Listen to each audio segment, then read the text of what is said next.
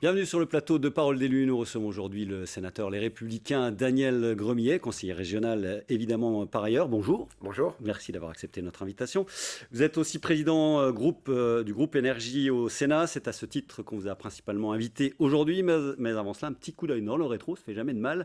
Comment est-ce que le syndicaliste agricole, que l'on a bien connu dans une vie antérieure, est entré en politique? Ça date de quand et pourquoi? Ça date de 1986. J'étais engagé chez les Jeunes Agriculteurs et j'ai beaucoup travaillé avec toute une équipe d'agricultrices et d'agriculteurs sur le renouvellement des générations, déjà à cette époque-là, qui était très important. Nous avions imaginé le contrat de solidarité, installation, formation, permettre à des jeunes qui ne sont pas issus du monde agricole de pouvoir devenir paysans en prenant une ferme où il n'y a pas de successeur. Et puis, j'ai eu un appel du président Poncelet. C'était la première fois qu'il y avait des élections régionales avec des listes. Et donc, il m'a En demandé. pleine loi de décentralisation, hein. Exactement. Donc, je suis élu à la région, à l'époque, Lorraine. Et j'ai accepté de partir avec le président Poncelet sur cette liste pour représenter le secteur d'activité économique qu'est l'agriculture.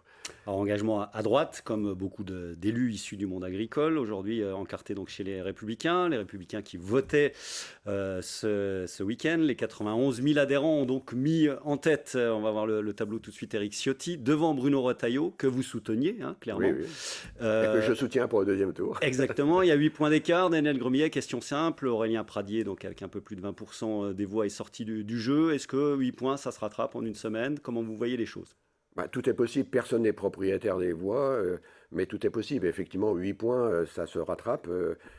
Bruno Retailleau a envie de rassembler la famille, a envie effectivement de redonner un rôle important au territoire, aux femmes et aux hommes, de recréer quelque part du militantisme politique. On en a besoin de pouvoir s'exprimer, de pouvoir construire des projets, de pouvoir à tout instant sur les grands choix de la vie de société, que notre mouvement puisse effectivement s'exprimer, que la base puisse s'exprimer.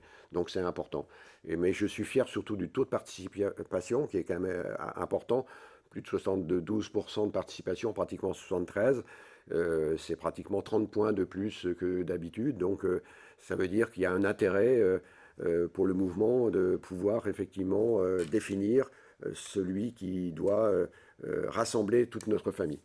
À suivre donc le week-end prochain. Un mot passage obligé dans cette émission sur les indemnités de notre invité. Donc le sénateur, en l'occurrence, est de conseiller régional, un peu plus de 2196 euros net comme conseiller régional. Le reste est en tableau. Alors transparence, c'est la loi aujourd'hui, avec un plafond à 8000 euros net. Qu'est-ce que ça vous inspire? Comment est-ce que vous voyez les choses, vous, par rapport à cela? D'une manière très simple, je crois qu'on est arrivé à un niveau de transparence avec la haute autorité que peu de pays ont. Je m'en réjouis, effectivement. Aujourd'hui, vous êtes élu, vous devez déclarer vos revenus, vous devez déclarer ce dont vous êtes propriétaire. Vous devez, en fait, on a une transparence énorme. Et pour moi, qui était paysan, il a fallu, je donne ça en exemple parce que il faut évaluer la ferme.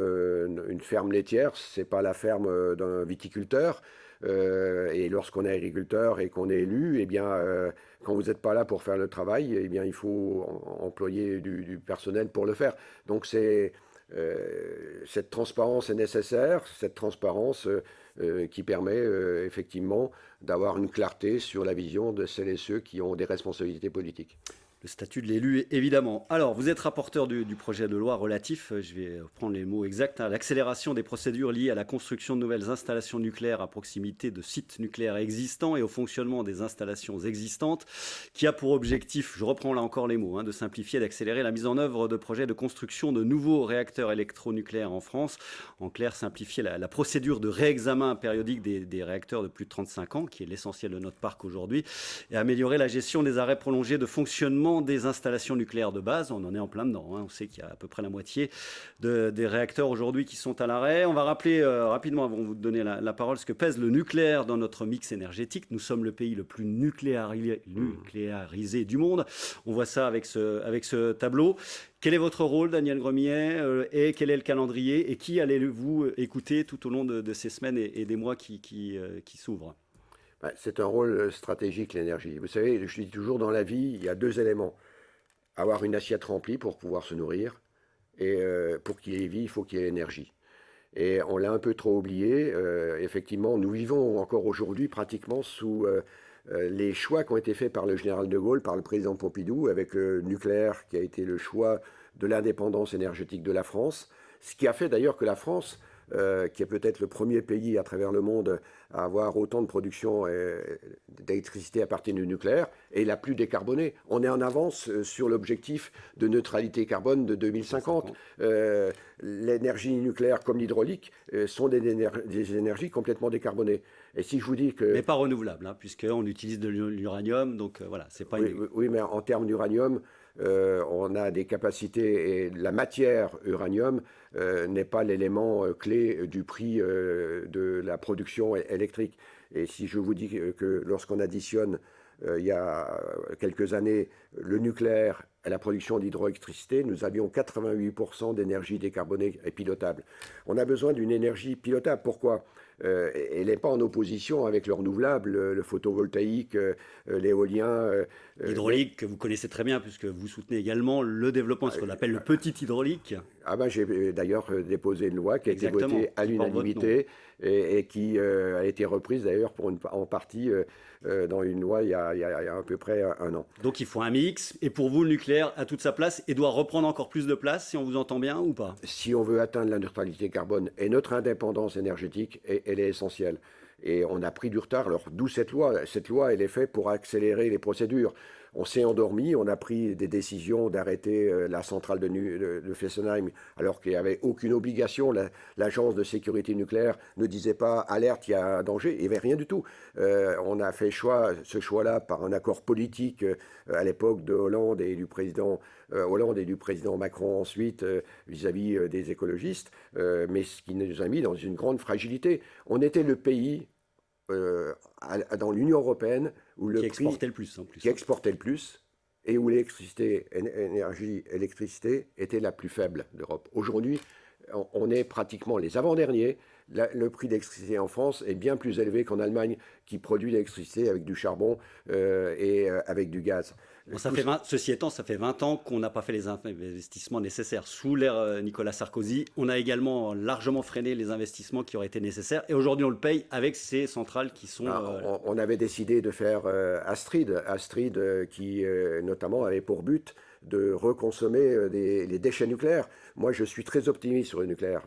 Les déchets nucléaires d'aujourd'hui, qu'il ne faudra d'ailleurs pas appeler déchets, seront des combustibles de demain. Les nouvelles générations de centrales permettront effectivement de réutiliser parce qu'il y a encore de l'énergie à en sortir. Et le défi d'aujourd'hui, parce qu'on ne construit pas une centrale en l'espace de quelques années, le défi d'aujourd'hui, il faut entre 12 et 15 ans, et c'est de gagner du temps. Donc ce projet de loi, où je suis rapporteur, a pour but tout simplement de voir comment on peut aller plus vite dans notre pays entre le moment où je décide de faire une centrale et le moment où elle va rentrer en activité. Pour les nouvelles centrales, on est sur l'idée d'en reconstruire 6. C'est à peu près le projet qui est avéré. Alors, les engagements du président... EPR2. Les EPR2, c'est l'engagement de 6. Moi, je peux vous dire que ce n'est pas 6 qu'il faut, c'est au moins 14, voire 15 et 16. N'oublions pas que la France vient de dire on ne veut plus d'énergie fossile, on est parti sur le tout électrique, on veut repositionner des activités industrielles dans notre territoire. Vous ne trouverez pas des industriels qui vont s'implanter dans un territoire s'il n'y a pas d'énergie. Vous ne trouverez pas des industriels qui vont se moderniser et s'implanter dans les Vosges ou en France si le prix de l'énergie est complètement déconnecté du prix du marché par rapport à d'autres. C'est un élément de la compétitivité. Et le prix de l'électricité, de l'énergie grâce au nucléaire et l'hydroélectricité en France a permis d'avoir un système social différent des autres. C'est comme ça que les entreprises ont pu résister face aux 35 heures qui n'étaient pas un choix dans les autres pays où on a un coût social, un coût du travail plutôt plus élevé et l'énergie a été un élément déterminant de la performance de notre économie et supportable pour les familles. Aujourd'hui, nous avons de la précarité énergétique. Nous avons des familles qui aujourd'hui sont en situation l'exploitation d'incapacités. Et d'ailleurs, dans le texte pouvoir d'achat, j'ai fait passer un amendement qui a été repris, qui permet de garantir les familles les plus exposées à ce qu'on ne leur coupe pas le courant du jour au lendemain. Alors ça, c'est le constat, évidemment. La programmation pluriannuelle énergie, PPE, pour les intimes, dont prévoit quand même le doublement du renouvelable d'ici 2028. Sans entrer dans les détails, Daniel Gremillet, il y a des gens qui nous écoutent qui sont évidemment hostiles au nucléaire. Pour vous, c'est clair qu'il faut y aller. Quelle garantie avons-nous aujourd'hui ? Quel coût également cela engendre? Sur le coût, c'est toujours un petit peu compliqué. La Chambre des comptes nous dit qu'aujourd'hui, on est autour de 60-70 euros le mégawattheure. C'est à peu près ce qui est retenu aujourd'hui. Est-ce qu'on est vraiment bien par rapport aux énergies renouvelables et comment faire en sorte que le mix soit équilibré? Écoutez, l'exemple que vous venez de donner est très parlant.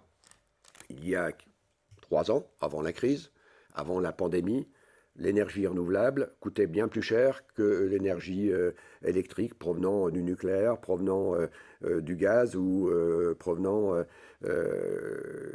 du fossile. Et qu'est-ce qui s'est passé aujourd'hui? On a une énergie électrique, d'où les 35 milliards de recettes qui n'étaient pas prévues pour l'État, parce que le coût de l'énergie renouvelable est moins élevé que d'autres énergies. Mais par contre, si je vous dis qu'on a été pendant 15 jours en 2021, au mois de décembre, parce qu'il n'y avait pas trop de luminosité et surtout qu'il n'y avait pas de vent, on a été en situation où nous avons importé le plus d'électricité que ce que les lignes pouvaient supporter en termes de transport venant d'Allemagne. Et quand on importe de l'électricité qui vient d'Allemagne, c'est l'électricité qui est produite essentiellement avec du gaz et du charbon. Et du charbon, bien sûr. Oui, non, mais je dis ça parce que, et si on fait un sondage aujourd'hui, vous savez, il y aura un référendum sur le nucléaire, on serait surpris des résultats. Aujourd'hui, vous avez, je ne veux pas anticiper, mais vous avez entre 75 et 80% des Françaises et des Français qui sont favorables au nucléaire parce qu'elles ont compris qu'il y avait le double objectif, l'objectif d'accessibilité, d'énergie pilotable, de garantir la souveraineté électrique, le prix, mais aussi, n'oublions pas, le climat. Le dossier du climat, ce n'est pas pour les autres, ça nous concerne. Et avoir une énergie décarbonée, pilotable, accessible à tous, c'est stratégique pour notre pays. Allez, il nous reste 40 secondes. Évidemment qu'il faut parler quand même des déchets, on est tout près de Bure. On engage quand même des générations et des générations pour la première fois dans l'histoire de l'humanité. On parle de dizaines de milliers d'années. Et puis, il y a évidemment ces nouveaux réacteurs de nouvelle génération. Un mot là-dessus, rapidement. On va vers de nouveaux réacteurs. Ce qu'on parle, les SMR, ce sont des réacteurs. Les petits réacteurs. Les petits réacteurs qui vont d'ailleurs apporter. Prendraient le relais de renouvelables. Oui. J'étais à Bure il y a un mois avec la Commission des affaires économiques du Sénat. Et l'intérêt de Bure, c'est qu'on n'est non pas en train d'enfouir pour le futur, parce que pour l'instant, il n'y a pas d'enfouissement. On enfouit en attendant de trouver des solutions. C'est comme ça que c'est présenté. Ce qui est étudié à Bure fait qu'on pourra y déposer des déchets, mais qu'on pourra les remonter. N'oublions pas que demain, les déchets d'aujourd'hui seront sûrement des combustibles de demain. Et que dans mes travaux en tant que président du groupe Énergie, les scientifiques nous parlent, rien que les déchets que nous avons aujourd'hui, on a pour pratiquement un siècle de combustible disponible. Donc on aura des capacités de fourniture de matière pour nos centrales, nos nouvelles générations. Donc on sera, à mon avis, sur des générations, c'était le projet d'Astrid, je reviens, qui a été arrêté par le président Macron, c'est dommage, mais il est essentiel qu'on redonne confiance à la jeunesse. Qui dit investissement dans le nucléaire, si je vous dis que rien que sur le programme, il va falloir embaucher 30 000 ingénieurs. Le fait qu'on ait décrié le nucléaire, toute la jeunesse a quitté notre territoire. On a perdu le savoir-faire, on a perdu des compétences. C'est encore 200 000 emplois aujourd'hui, le nucléaire en France, globalement. Rapidement, il nous reste vraiment 15 secondes. La nouvelle génération de nucléaire va être source de confiance et surtout de source d'emploi énorme pour vis-à-vis de la jeunesse, des cerveaux dont nous avons besoin pour ces nouvelles générations de nucléaire qui vont construire l'énergie du futur, accessible, mais surtout apportant une réponse aussi climatique. On a posé les bases. Merci beaucoup Daniel Gremillet d'avoir accepté notre invitation. On se retrouve lundi prochain pour un nouvel entretien politique. Bonne semaine à vous.